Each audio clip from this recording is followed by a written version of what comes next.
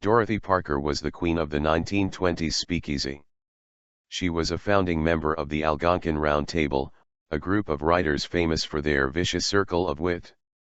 Parker was famously fancy terrible, her humor was darker, more cynical, and beautifully self-deprecating. 1. If you don't have anything nice to say, come sit by me. 2. That woman speaks 18 languages, and can't say no in any of them. 3. The first thing I do in the morning is brush my teeth, and sharpen my tongue. 4.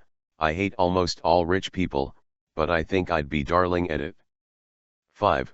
Don't look at me in that tone of voice. 6. The cure for boredom is curiosity. There is no cure for curiosity. 7. Heterosexuality is not normal, it's just common. 8. I'm never going to be famous. I don't do anything, not one single thing. I used to bite my nails, but I don't even do that anymore. 9. I hate writing, I love having written. 10. Writing is the art of applying the ass to the seat. 11. Men seldom make passes at girls who wear glasses. 12. I require only 3 things of a man.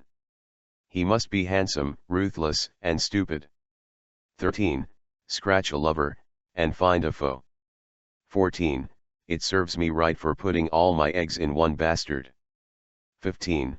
I'd rather have a bottle in front of me than a frontal lobotomy. 16. A hangover is the wrath of grapes. 17. I like to have a martini, 2 at the very most. After 3 I'm under the table, after 4, I'm under my host. 18. You can't teach an old dogma new tricks. 19. Wit has truth in it, wisecracking is simply calisthenics with words. 20.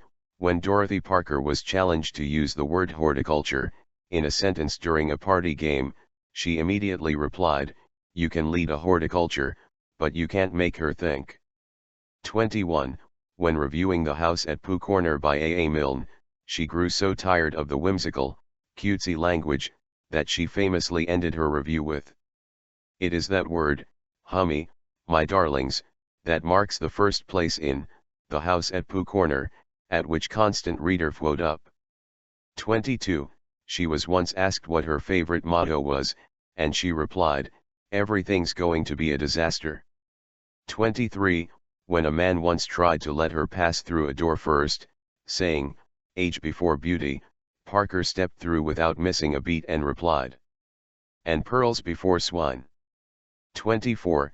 When a drunk man at a party told her, "I can't bear fools," Dorothy replied, "Apparently your mother could."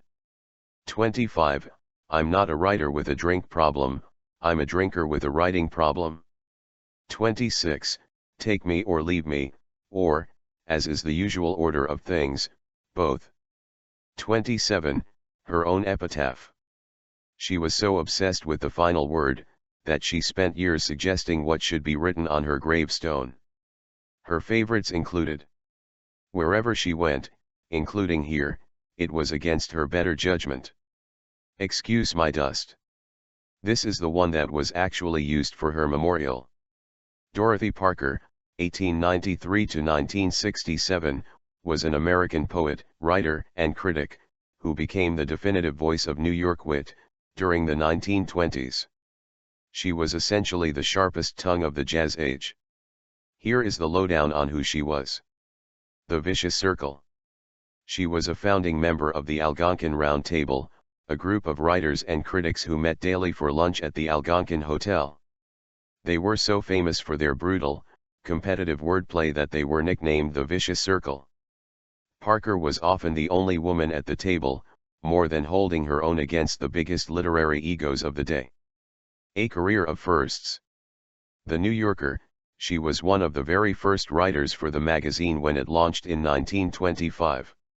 Her book review column, written under the pen name Constant Reader, became legendary for its merciless honesty.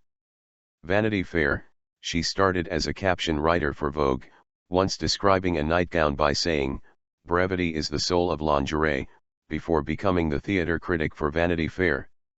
Hollywood, She eventually moved to Los Angeles and became a successful screenwriter, co writing the original A Star is Born, 1937, which earned her an Academy Award nomination.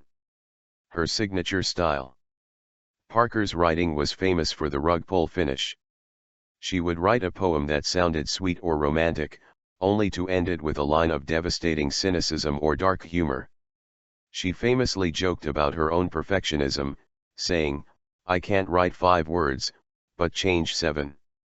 One of her most famous rug pull poems is called Unfortunate Coincidence.